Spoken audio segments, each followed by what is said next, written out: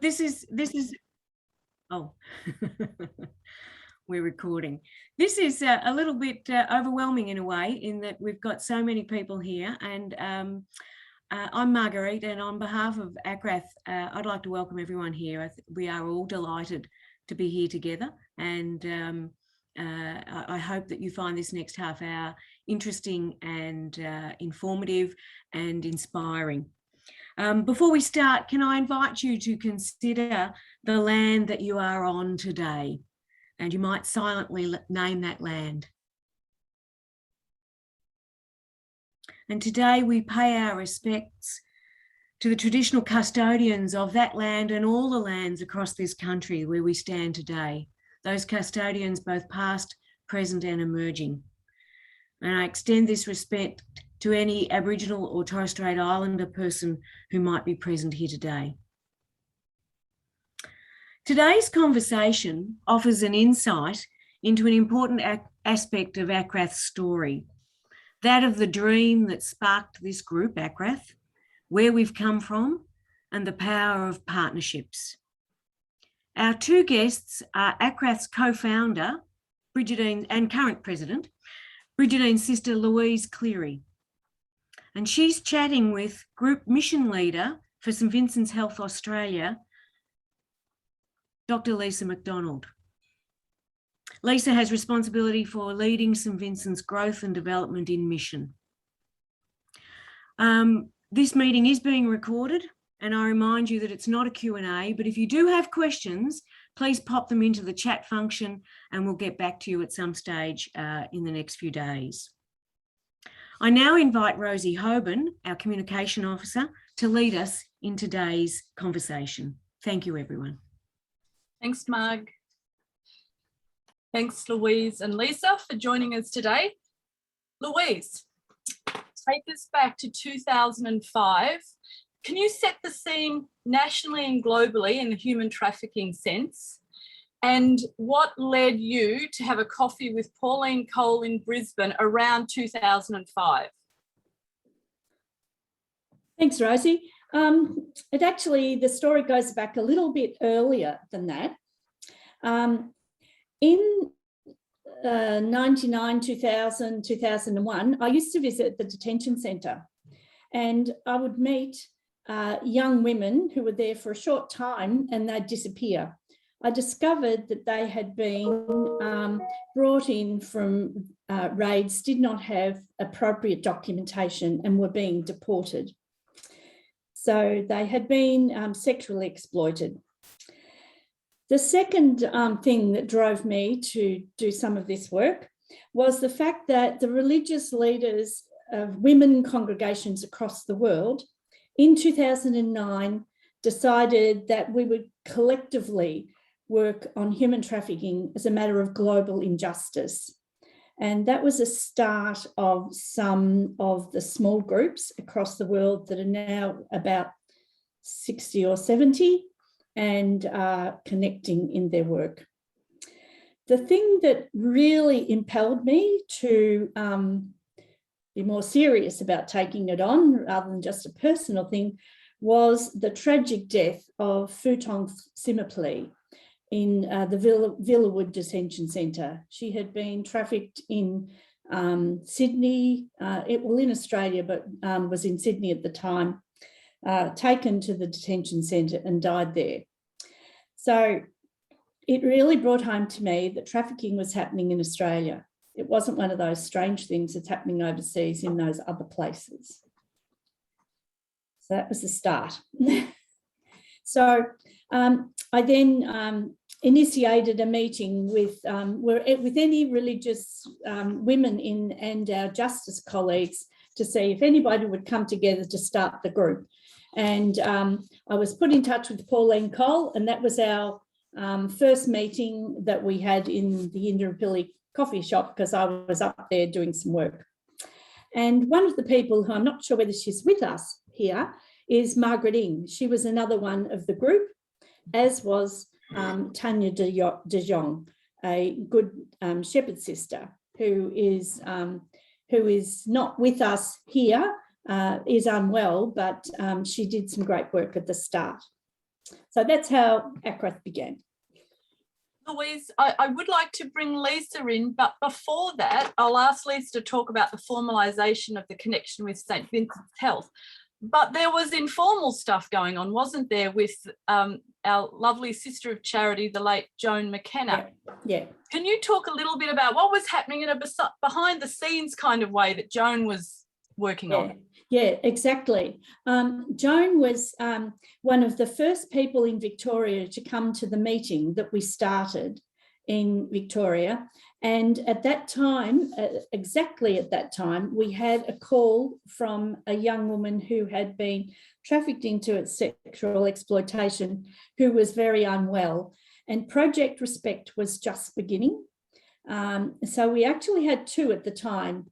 And Joan connected us into the emergency and the right people at St Vincent Hospital on a night of crisis. And that was the beginning of a great partnership with St Vincent's whenever we've had a crisis. So we'll fast track now, Lisa, a decade, and move into 2016. You're invited to a meeting, and da-da, who is there?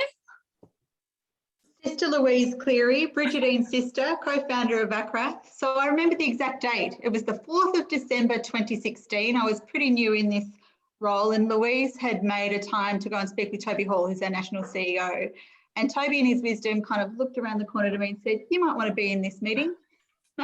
So in I came, and whilst I had heard of ACRATH before, fleetingly, what Toby and I heard then was really the long story of efforts to advocate, to accompany victims, and also to that dream, or not just the dream, but the wisdom and knowledge that, of course, healthcare should be a part of this. And the thing that I took away from that was that that little snippet of information that Louise gave that pinged my heart, which is most victims of human trafficking or modern slavery will encounter a hospital at some point in their enslavement. And so I kind of left that meeting and thought, well, if that's the case, then we should know about that. And we should be able to be the very best place to be able to acknowledge and receive those people. And then in my digging, of course, I found that Sisters of Charity have been involved in that. Of course they are. And some of those are here today as well. And also to some of those informal connections that had been made with St Vincent's had been able to help. But we moved then to formalise the partnership. Yeah. And we established what was a 2-year project, but the partnership continues, of course. But at that stage, a 2-year project to look after initially 2 things. One, understanding and exploring what it means when a person comes to our hospital. How do we identify them, understand and help them to have the right pathway to care?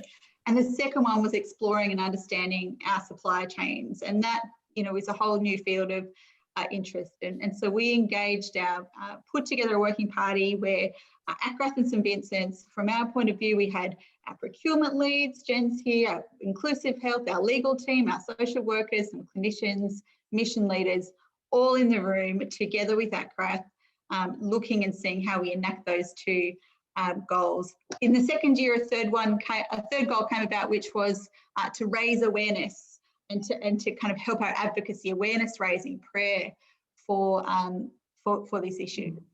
And we'll come back in a little more detail to some of those programs, Lisa. Louise, can you talk a little bit about, as ACRATH's grown, it's been in response to the issue. There's been a couple of huge milestones along the way, always in partnership. But can you touch a little bit about the importance of, so the 2013 legislation, forced marriage, and then the Modern Slavery Act, which I guess Lisa's the issue of supply chains feeds into. Can you talk a bit about that? Yes. Thanks, Rosie. I think the one thing that I've learned is that the more you delve into human trafficking and slavery, the more you begin to see it. And so all through our work, we've really said education is a key. So that's one dimension of it. In our early days, we had some people coming from domestic violence shelters and at a couple of meetings that we attended. And it was identifying that, in fact, some people there, when you delved into it, were victims of either a forced marriage or a sham marriage. And prior to the forced marriage legislation, we had written a submission about sham marriages because we could see that there were people appearing on our radar in various places that appeared to be in some form of coercion or had been tricked in some way into the position they were in. So we'd been doing some work on that. And so that led us to quite a bit of advocacy around establishing, getting the forced marriage legislation. Of course, we didn't do it on our own, as we don't do any of the work on our own. We worked considerably with Anti-Slavery Australia and with Jen Byrne and her legal team, because it was really looking at a legislative response, which we know that if we get legislation, there's somewhere to go to get support mechanisms put in place. So that was sort of where we went with that. I think the other thing is that the supply chain had been on the radar for quite some time as well. When many of us here in Australia think about human trafficking, we think of it going on in another country. And it has taken a long time for us to acknowledge that some of it's here.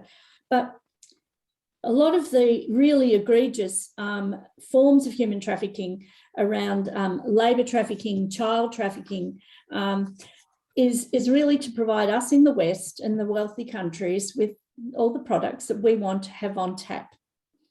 And so we believe that education around supply chains and looking at the effects down the line would be a way of initiating work, not just at our end of doing things, but going down further down the supply chain so that people might eventually have a decent living and a decent wage for the place in which they live, so that they're not forced into such egregious sort of exploitation.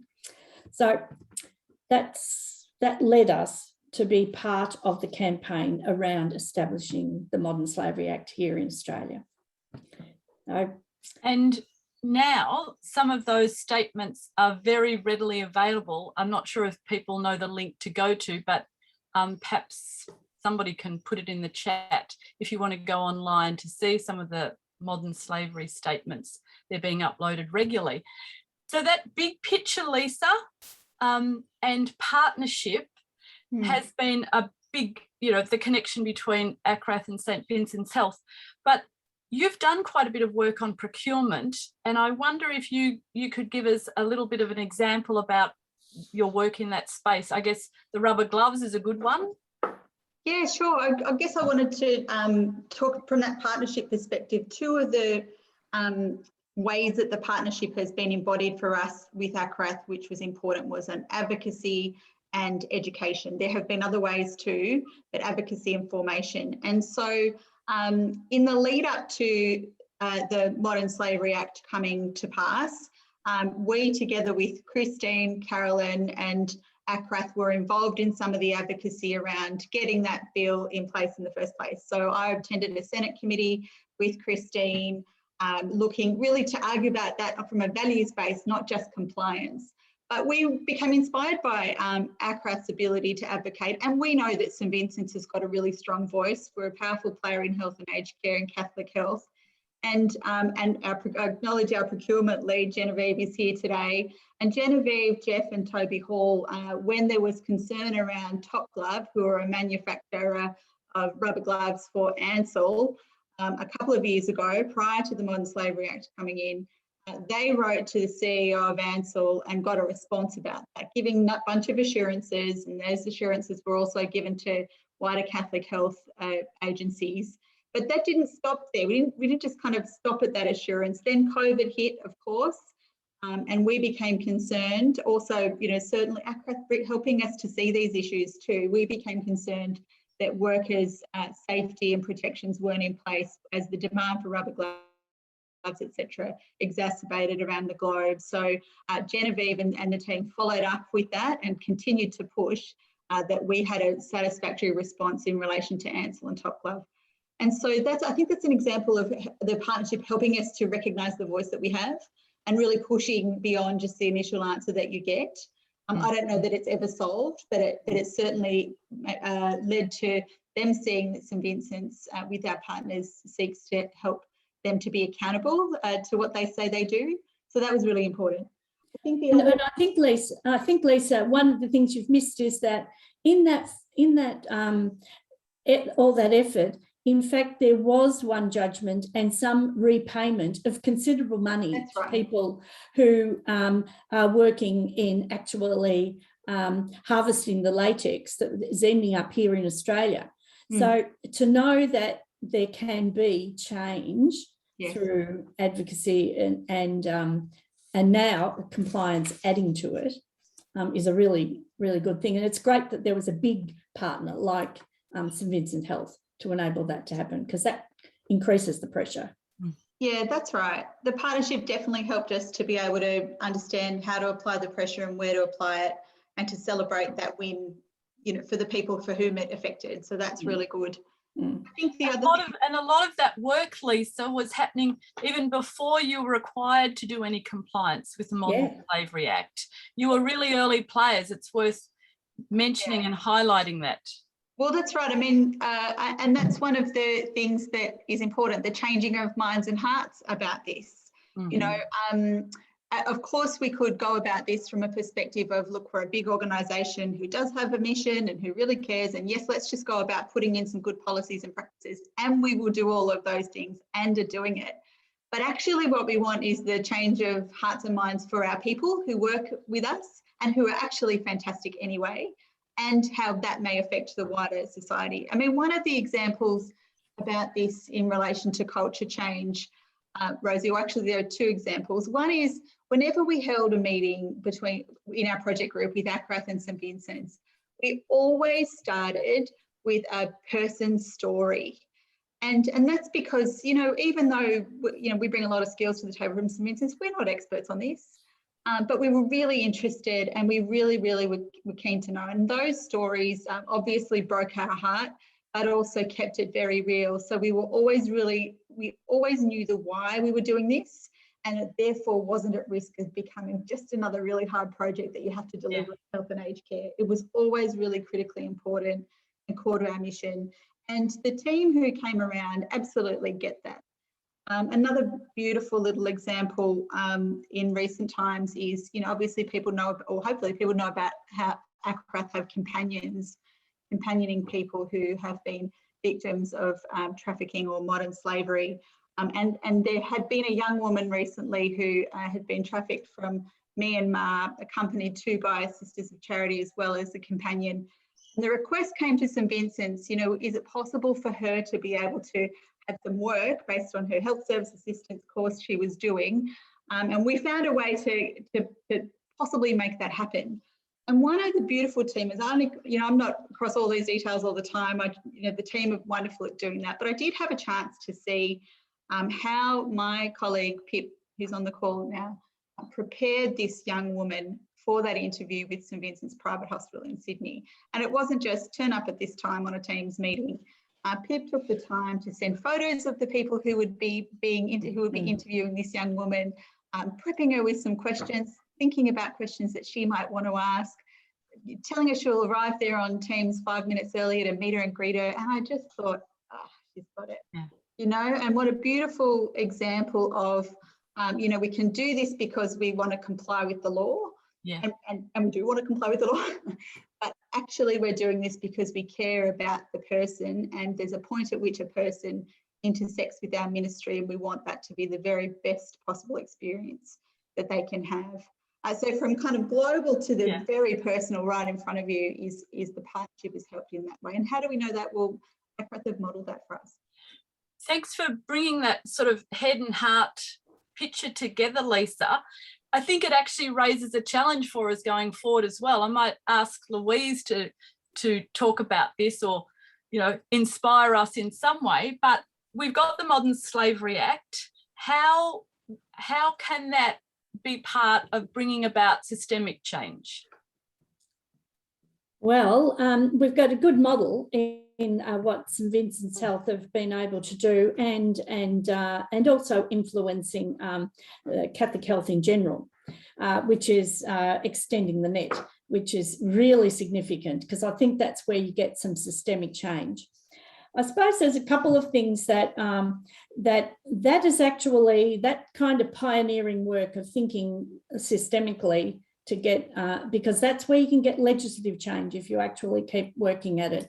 And I think that really that's grown wings this year into working with St John of God Health. And in this time, the education hasn't been one-on-one and personal in the way we were able to do it with St Vincent's Health, but is now through a series of webinars that Megan Burke is piloting and working across, developing on the great work that that we've done on forced marriage in particular, but also understanding the whole aspects of human trafficking. And that's across Australia and all their sites, and including as well Timor-Leste and Papua New Guinea. So that's sort of was one of our goals. We wanted to do that. Another thing that was really great last year, when we had we were locked up in COVID, as opposed to how we are right now, was that I was part of a meeting with one of our colleges at Clonard in Geelong, where the students had really taken on the Modern Slavery Act that they've had for a number of years, workshops on human trafficking and modern slavery. And the students were really keen to do some real action.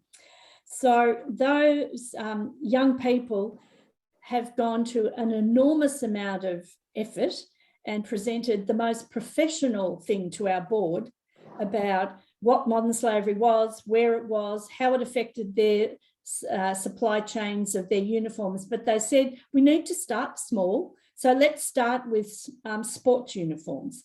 So they had a rationale for why sports uniforms out of the whole was one thing that they'd pick up on, and presented a very potent argument that it was really difficult to say, no, don't go for it. You had to really support the, and like the detail of the cost analysis and the number of people that they'd interviewed, and had really put them on the line around, do you know anything about your supply chain? Was a really very impressive. But I think that young people are the vehicle where we're going to get change anyway. You know, if they have, as Lisa was saying, about the change of mind and heart, and start examining their own wants, needs, and where they get met, in a way, they will be able to make a difference in our world. So that gives me great sort of hope, I suppose. Yeah. So if you were crystal balling, Louise, about where we should be focusing our energy on the next 5 years, where would you take us? Where would you shine the spotlight? Well, I'll think about this that. Is your wish this time. Come on. Oh, sorry. This was supposed to be on silent. It was on silent, but I took it off. I think that we need to maintain the connection with real people. So that's one thing that is really important. And it's really keeping the head and the heart together, as Lisa was saying. So that support for people, the connectedness, and we do it through this seasonal workers program, the companionship and all of that. That informs us because you get the voice of people and you get their experience, and you can build on that to do some advocacy. So I think that we shouldn't drop that.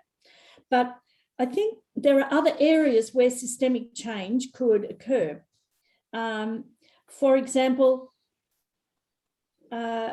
we haven't done anything to look at what's going on in the hotel industry.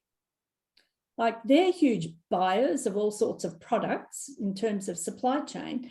They also service a lot of people coming and going. Do they have any sense of the red flags of what might indicate a trafficked person?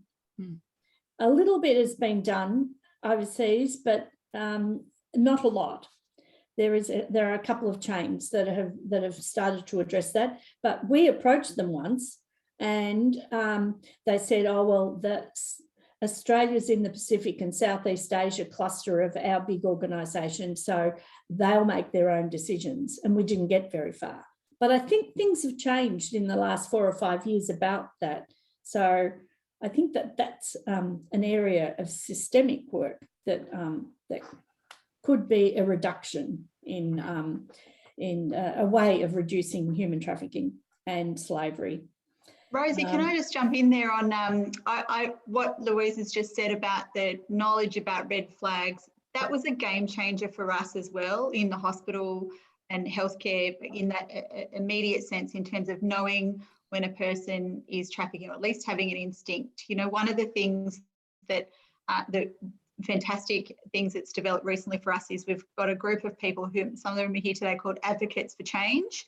And so those are people who, in addition to their regular work for St Vincent's, have allotted time with the support of their managers to be helping with awareness raising, education, advocacy, all of the rest, and they're doing a fantastic job. But it was because of the training that Liz Payne had given to the modern slavery advocates for change earlier, maybe 18 months to 2 years ago, that one of those modern slavery advocates for change, a woman who works in our emergency department in Melbourne, recognised those red flags that Liz had talked about one day, and was able to say that this looks to her like a victim of human trafficking, knew what to do, called the Australian Federal Police, watched that they had a very sensitive response.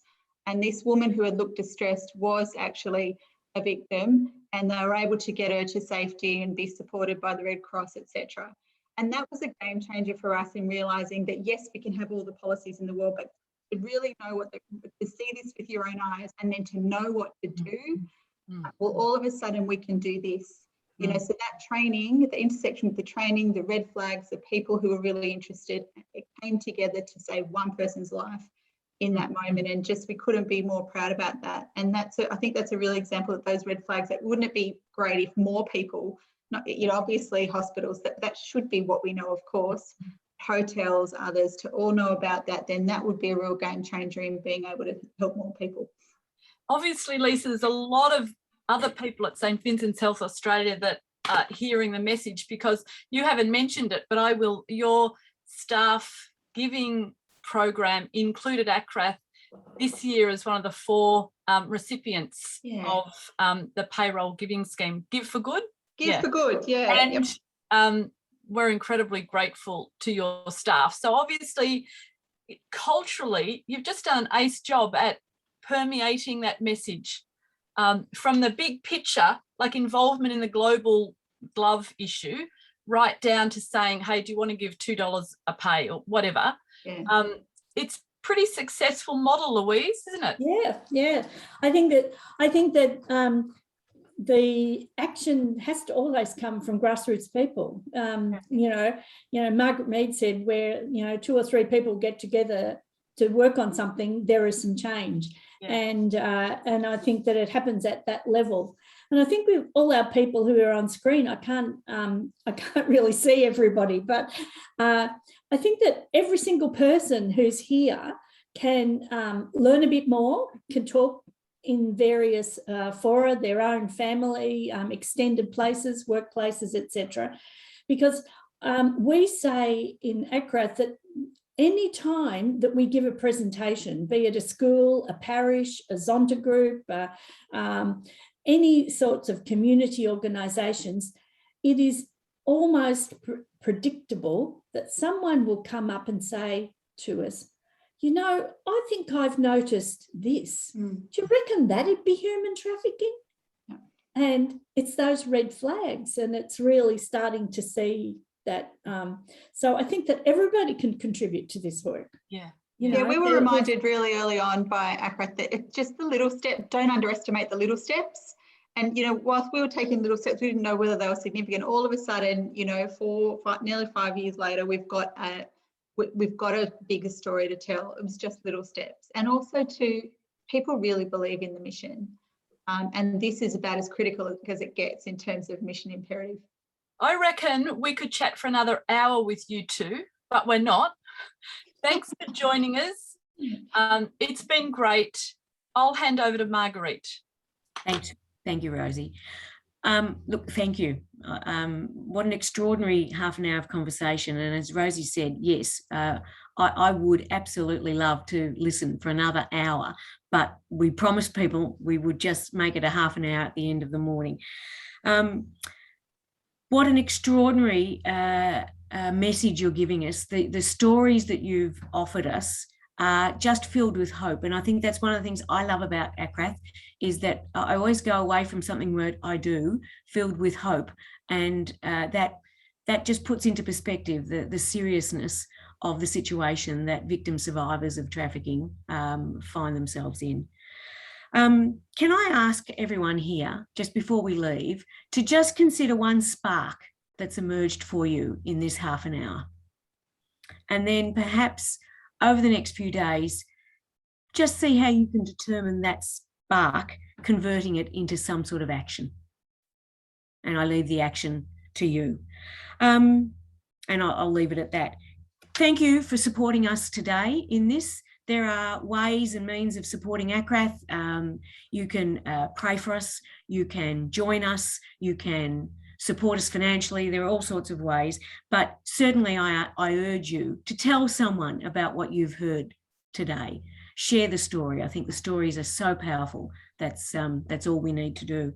Our next session, just before we forget, is on the last Wednesday of next month. So it will be in September, on the 29th of September. Same deal. We start our cuppa at 11:15. That's Eastern Standard Time. And then the half-hour session starts at 11:30. The topic's going to be human trafficking, what's happening here and beyond our shores. And we have an Australian guest, and we have a guest who's living in Asia. So it will be excellent. Thank you again for today, and see you in a month's time. Thank you very much, everyone. Goodbye.